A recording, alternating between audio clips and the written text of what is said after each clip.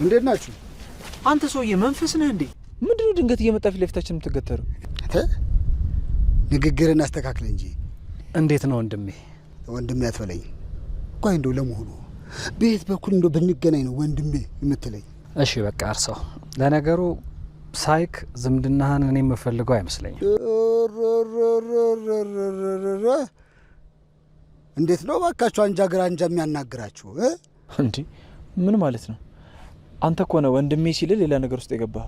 አይ በዚህ ንግግራችሁማ አንድም ቀን እዚህ መንደር የምታድሩ አይመስለኝም። ማለት ያው አሁን አይናችሁን ሳታሹ ይህን መንደር ለቃችሁ ውጡ። ለምን ሲባል እሱን ሂድና ከባህላችን ያፈነገጠችውን ጽናትን ጠይቃት።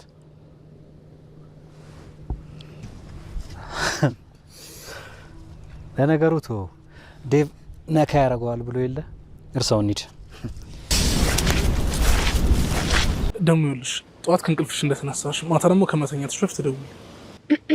ይቅርታ ላቋርጣችሁ ባልፈልግም ማታ ማታ ተኝተን ስልክ ሲወራብኝ ደስ አይለኝም። ይኸውልሽ አንቺን ያናገረሽ የለም የፍቅር መቀስ። ኧረ ነው ኧረ ተዋት። እሷ እኮ ናት የምትንከባከበኝ። ለካ እሷ ነች የምትንከባከብሽ። ደግሞ ትናፍቀኛለሽ። ተይ ሀሳቤን እንዳታስቀኝ። እሺ በቃ እደውልላችኋለሁ። እሺ ቻው። ፈገግ ብለሽ ሸኚው እንጂ መንገደኛ አይደል እንዴ? በሰላም ለቤት ያልቀው። እኔ በቃ እንግባ። ይመጣል አይደል? ቀላል ስሚ፣ ወልከፍ ስትይ ባላንሱን ያጣ ወንበር ነው የምትመስዩ። ቆይ ልጋብዝሽ ብለህ ልታናድደኝ ነው እንዲያመጣኝ? በዚህ ዘመን እኮ ንዴት ራሱ የሚጋብዝ ሰው ጠፍቷል እኮ። አርፈሽ ተቀመጪ። እሺ ምን አዛል? ሴትዮ እኔ ራሴን አዝዣለሁ። የራስሽ ማዘዝ ትችያለሽ። ለእኔስ እሺ ምን አዘዝክልኝ? እኔ ራሴን አዝዣለሁ። እሺ በቃ ካንተ በላለሁ። አይሆንም፣ የራስሽን እዘዥና ብይ እንጂ። ምን አንተ የምታዘው እኮ መለስተኛ ምርቃት፣ ተለቅ ያለ ደግሞ ልደት፣ በቃ ቡፌ በለው። ስለዚህ ይበቃናል። አሃ እንደዚህ መገማመት ጀመርን ማለት ነው እንዴ? ናትዬ ይሄ እኮ ሀቅ ነው። እንደው ጋባዥ የማይከበርበት ሀገር እኮ ነው። ግርም እኮ ነው የሚለኝ ነው። እሱንማ አንተ መስክር። እኔንማ በደንብ ስላልተንከባከብሽኝ አላውቅም። እንዴ እንዴት ነው? ቆይ አንተ የምትፈልገው? እሱን አንቺ ተመራምረሽ ድረሽበት። እሺ ደርስበታለሁ። እኔ እንደዚህ ተመችቶኛል። እንዴ ኪራ፣ እዚህ ሀገር እኮ ወንድና ሴት አይተቃቀፍም። እንዴ ለምን? ለመተቃቀፍ ወይ እጮኛ መሆን አለባት ወይ ደግሞ ሚስቱ። እና ልጭሻ ምን ችግር አለው? እኔን? አዎ ምን ነው? ምንም። እንዳቅፍሽ እኮ ነው። እኔን ለማቀፍ ይኛል? ለምን? እንዴ ምን ሆነሽ ነው? መታጨቱን አልፈለግሽው እንዴ? አረና ቡሬ የት ሄዱ? ባታጨኝ ራሱን ይጠልፋል። ምን አልሽ? ሰምቼሻለሁ። ነይ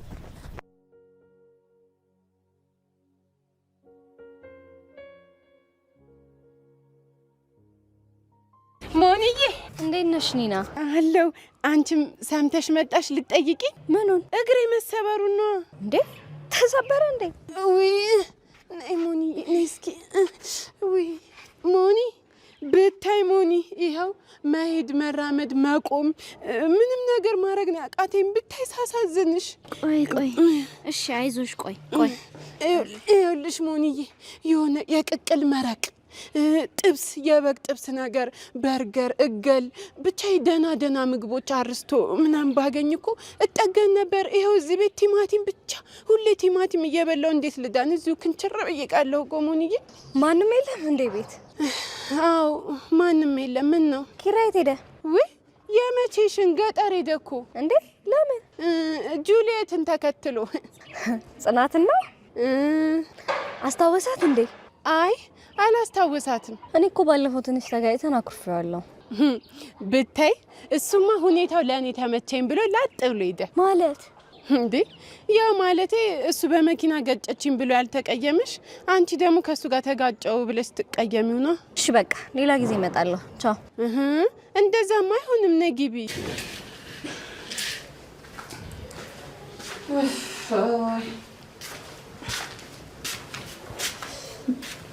እሰየኔ ልዕልት አፈራኝ ካሽተባሽ ትራሽ ተጋድመሽ ነው የምትዩ። ማሚ መጣሽ እንዴ? ወይ ጉድ! እንዳንቺ ማመናቀር መምጣት የለብኝም ነበረ፣ ግን የልጄ ነገር ሆኖብኝ ነው። ቤቱ አቀዛቀዙ ናሆም የሌለበት ቤት ሬሳ ያወጣበት ነው የሚመስለው።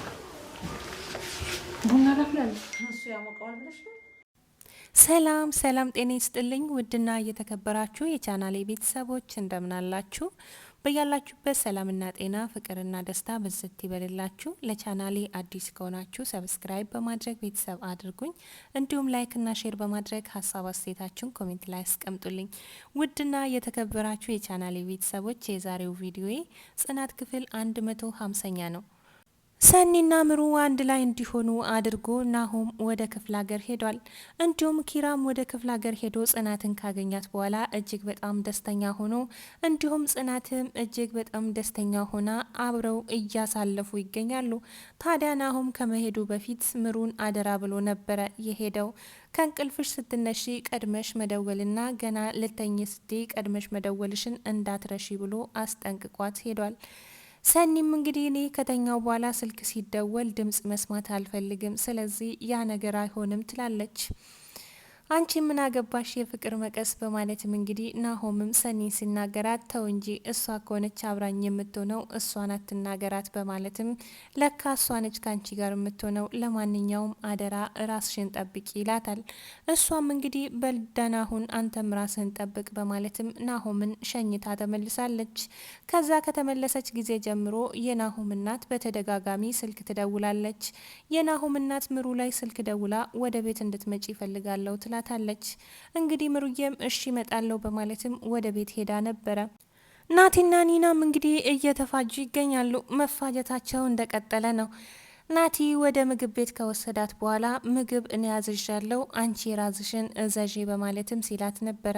እሷ ግን አንተ ያዘዝከው ለሁለታችንም ይበቃል፣ አንተ ወፍራም ስለሆንክ ቀላል ምግብ አታዝም፣ ስለዚህ አንተ የምታዘው ለኔም ላንተም ይበቃል በማለትም ስትቀልድበት ነበረ። እሱም ተናዶ እንግዲህ ላንቺ የሚሆነውን መይጠፋኝና አንድ ቦምቦሊኖ ነው ማዝልሽ በማለትም ሲቀልድባት ነበር።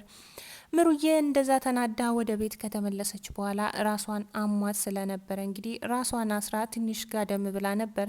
ነገር ግን የናሆም እናት ደቂቃ እንኳን ሳትቆይ ከኋላ ተከትላ ቤት ድረስ መታ ነበር። ታዲያ ቤት ድረስ ከመጣች በኋላም ንግግሯ መልካም አልነበረም። ኪራን የገጨች ልጅ ኪራን ለማየት ወደ ኪራ ቤት መታ ነበረ። ስትመጣ ግን ኪራን ቤት አላገኘችውም። ኒናም ኪራ ገጠር ሄዷል፣ ጽናትን ተከትሎ ክፍለ ሀገር ድረስ ሄዷል፣ አንቺ ግን ምን ፈልገሽ መጣሽ በማለትም ስትጠይቃትም ነበር። ጽናትና ኪራ አሁን ላይ ደስተኞች ሆነዋል። በተለይም ጽናት ያለው ነገር እጅግ በጣም አስደስቷታል። ኪራ ነገሩን ገና እንደ አዲስ ቢጀምርም ጽናት ግን እሱ ነገሮችን ከረሳ ጊዜ ጀምሮ በሱ ፍቅር እየተሰቃየችና ያለውን ነገር ሁሉ ለመወጣት በቁርጠኝነት ተነስታ አሁን ላይ ውጤቷን እያጣጣመች ትገኛለች። ኪራ እንግዲህ በድጋሚ ወደዚህ ቦታ መምጣቱን ባያስታውስም በአሁን በመምጣቱ ግን በጣም ደስተኛ ነው። ጽናትም እንግዲህ እንኳን መጣህልኝ ብላ ተቀብለዋለች። ቅዱሴም ለኪራ ሲል እንግዲህ ከከተማ ተነስቶ ወደ ክፍለ ሀገር ሄዶ ከጽናትና ከኪራ ጋር አሁን ላይ እዛ ይገኛል። ምሩም ከቤት ወጥታ ለሰኒ ስልክ ደውላ ነበረ። ሰኒዬ ቶሎ ድረሽልኝ፣ ማሚ ቤት መጥታለች። አሁን አንቺ ካልመጣሽ እኔ ወደ ቤት አልመለስም። ነገሮች ሁሉ ከብደውኛል፣ ከአቅሜ በላይ ሆናብኛለች። ለምትጠይቀኝ ጥያቄ ሁሉ መልስ አጥቻለሁ ትላለች። ሰኒም እንግዲህ እንደዛ አታድርጊ፣ ወደ ቤት ተመለሺ፣ እኔ በቶሎ መጣለሁ። በፊትም ወደ አንቺ እየመጣው ነበር፣ መንገድ ላይ ነኝ ትላታለች። እንግዲህ ኒና ምግቡን ከበላች በኋላ ወደ ቤት ስትመለስ ኪራን የገጨች ልጅ በር ላይ ቆማ በር ስታንኳኳ ነበረ። ለምን መጣሽ በማለትም ስትጠይቃትም ነበረ። እኔን ለመጠየቅ ነው የመጣሽው ስትላትም ነበር። አንቺ ደግሞ ምን ሆነሽ ነው የምጠይቅሽ ትላታለች። እግሬን አሞኝ እኔ ልጠይቅ የመጣሽ መስሎኝ ነበር፣ አንቺ ግን ለምን መጣሽ በማለትም ትጠይቃታለች። እሷም እኔ የመጣሁት ከኪራ ጋር ትንሽ እሱ በመኪና ተገኝቶ እንኳን አልተቀየመሽም፣ አንቺ ግን ተቀይመሽዋል። ስለዚህ ይሄ አጋጣሚ ጽናትን ለማግኘት ጥሩ አጋጣሚ ነው ብሎ ወደ ክፍለ ሀገር ሄዷል። እሱ አሁን ከጽናት ጋር ነው ያለው። አንቺስ ግን እንዴት ነሽ? ምን ላይ ነሽ? በማለትም በጥያቄ ስታፋጥታት ነበረ። ጽናትም እንግዲህ ከዚህ በፊት ሊያገባት ያላትን ሰውዬ አግኝታ ሲጨቃጨቁ ነበር። እሱም ወደ ከተማ ከሄድሽ በኋላ ተቀያይረሻል፣ ደግሞም አምሮብሻል በማለትም ሲናገራት ነበር። ጽናት ታዲያ አሁን ከመንገዴ ዞር በልልኝ፣ ካንተ ጋር ለማውራት ጊዜ የለኝም ትለዋለች። እሱም እንግዲህ በስርዓት ካላወራሽኝ ዱላ ይከተልሻል በማለትም እንግዲህ በግድ ላይ አውራት ሲሞክርም ጽናትም አሁንም አግብተ ይህ ያመላለቀቀህም እንዴ አሁን ዞር በልልኝ ከመንገዴ በማለትም እንግዲህ ገፍትራው እሷም ወደ ምትፈልግበት ትሄዳለች። ውድና የተከበራችሁ የቻናሌ ቤተሰቦች የዛሬው ቪዲዮ ይሄን ይመስል ነበረ። አብራችሁኝ ስለቆያችሁ ከልብ አመሰግናለሁ። ቀጣዩን ቪዲዮ በሚቀጥለው ይዤላችሁ የምመጣ ይሆናል። እስከዛውም ድረስ በያላችሁበት ሰላምና ጤና ፍቅርና ደስታ ብዝት ይበልላችሁ። ቪዲዮ ላይክ፣ ሼር በማድረግ ሀሳብ አስተያየታችሁን ኮሜንት ላይ አስቀምጡልኝ። ሁልጊዜም እንደምላችሁ ስለምሰጡኝ ሀሳብ አስተያየት እጅግ በጣም ከልብ አድርጌ አመሰግናለሁ። ቸር ሰንብቱ።